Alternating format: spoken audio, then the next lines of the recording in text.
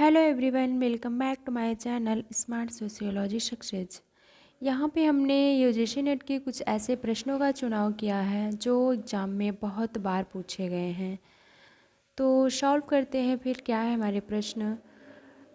किसने यह तर्क दिया था कि हरित क्रांति के बाद कृषि व्यवस्था में संबद्ध श्रमिक बहुत हद तक संगठित क्षेत्र के अस्थायी रोजगार की तरह ही था?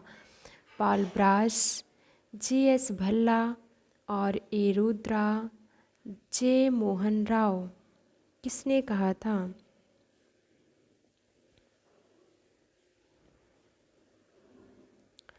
तो अगर हम देखें कि इसका राइट आंसर क्या है, तो इसका राइट आंसर है ए. रुद्रा। से इस राइट आंसर, अगर इनके बारे में हम देखें तो इन्होंने ही कहा था कि जो हरित क्रांति है, हरित क्रांति आई तो उसके बाद क्या हुआ कि कृषि व्यवस्था में मतलब कि से संबद्ध बहुत से ऐसे श्रमिक थे जो बहुत हद तक संगठित क्षेत्र के अस्थायी रोजगार की तरह ही थे। अगला क्वेश्चन देखते हैं हमारा क्या है। किसने यह तर्क दिया था कि श्रम शोषण के मद्देनज़र भारतीय कृषक समाज ने वास्तव में वर्ग चरित्र का रूप ले लिया है? किसने यह तर्क दिया कि श्रम शोषण के मद्देनज़र भारतीय कृषक समाज ने वास्तव में वर्ग चरित्र का रूप ले लिया? राजेंद्र सिंह, वर्जीनियस खाका, आर के जैन, उत्साह पटनायक। किसने इस कथन को कहा है? ये तर्क किसने दिया?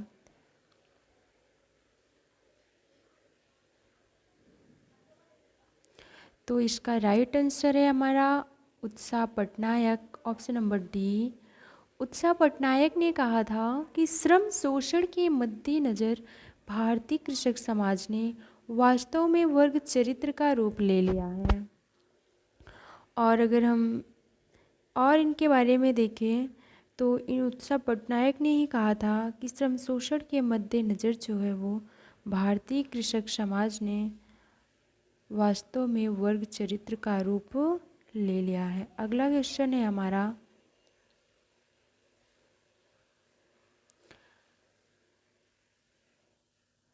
निम्नलिखित में से किसने यह तर्क दिया है कि या किसने कहा है कि वैश्वीकरण में आधुनिकता और उत्तर आधुनिकता दोनों सम्मिलित है?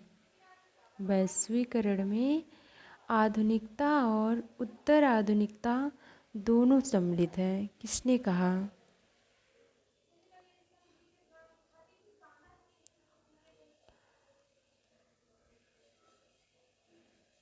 तो ये कथन किसका है कि वैश्वीकरण में आधुनिकता और उत्तर आधुनिकता दोनों सम्मिलित है? इसको कहा था ऑप्शन नंबर डी, रॉबर्टसन ने कहा था। क्या कहा था रॉबर्टसन ने?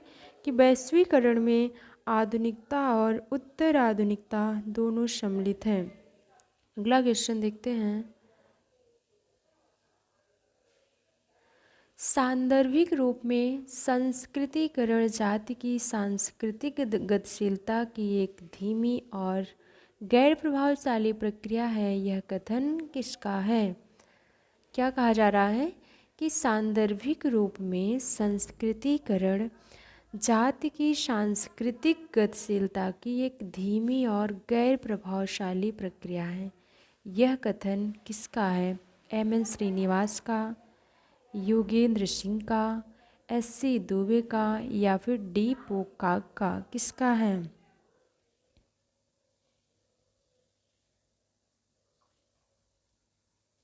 यह भी क्वेश्चन बहुत बार रिपीटेड है। तो इसको कहा है, इसका राइट आंसर है option number B, Yogendra Singh ने कहा था कि सांदर्भिक रूप में संस्कृतिकरण जाति की सांस्कृतिक गतिशीलता की एक धीमी और गैर प्रभावशाली प्रक्रिया है। अगला क्वेश्चन देखते हैं।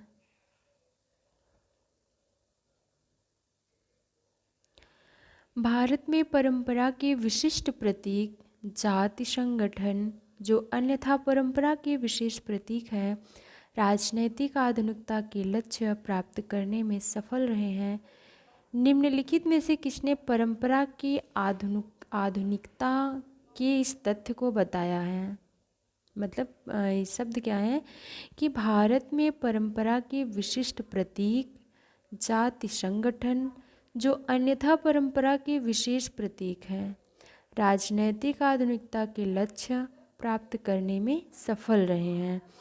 तो निम्नलिखित में से किसने परंपरा की आधुनिकता के इस तथ्य को बताया है, हमको यहाँ पे ये जानना है।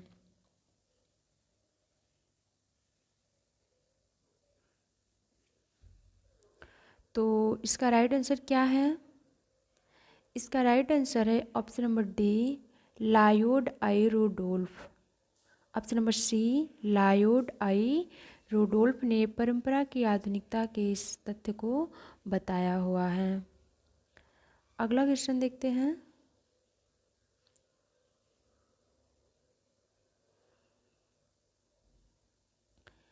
एल अल्थ्यूजर के अनुसार उत्पादन की विधि में सम्मिलित होती है जटिल अभिव्यक्ति की, ये डैश डैश है, इसमें क्या आएगा? उत्पादन की विधि में सम्मिलित होती है जटिल अभिव्यक्ति की केवल आर्थिक परिपाटियाँ, केवल राजनैतिक परिपाटियाँ, आर्थिक राजनैतिक और विचारधारात्मक परिपाटियाँ, आर्थिक एवं राजनैतिक परिपाटियाँ क्या सम्मिलित होती हैं? उत्पादन की विधि में सम्मिलित होती है जटिल अभिव्यक्ति की केवल आर्थिक परिपाटियाँ, केवल राजनैतिक परिपाटियाँ, आर्थिक राजनैतिक और विचारधारात्मक परिपाटियाँ, या फिर आर्थिक एवं राजनैतिक परिपाटियाँ क्या सम्मिलित होती हैं? तो इसका राइट आंसर है ऑप्शन नंबर सी। यहाँ पे तीनों चीज़ें सम्मिलित होती हैं, आर्थिक, राजनैतिक और विचारधारात्मक परिपाटियाँ। अगला क्वेश्चन है हमारा,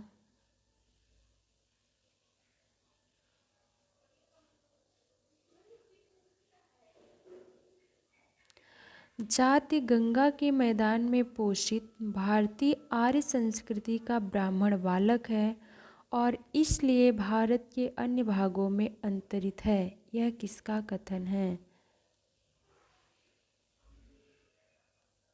यह किसका कथन है?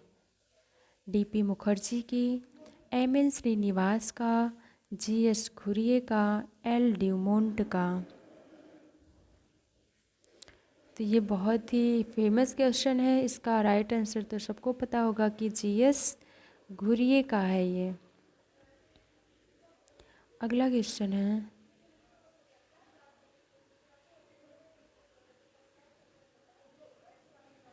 बस हमने यही इतने ही क्वेश्चन का चुनाव किया था जो बहुत बार क्वेश्चन में पूछे गए हैं ढूंढ ढूंढ के।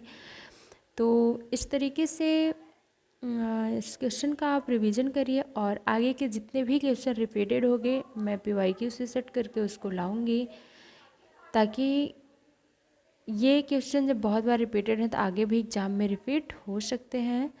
Thanks for watching video.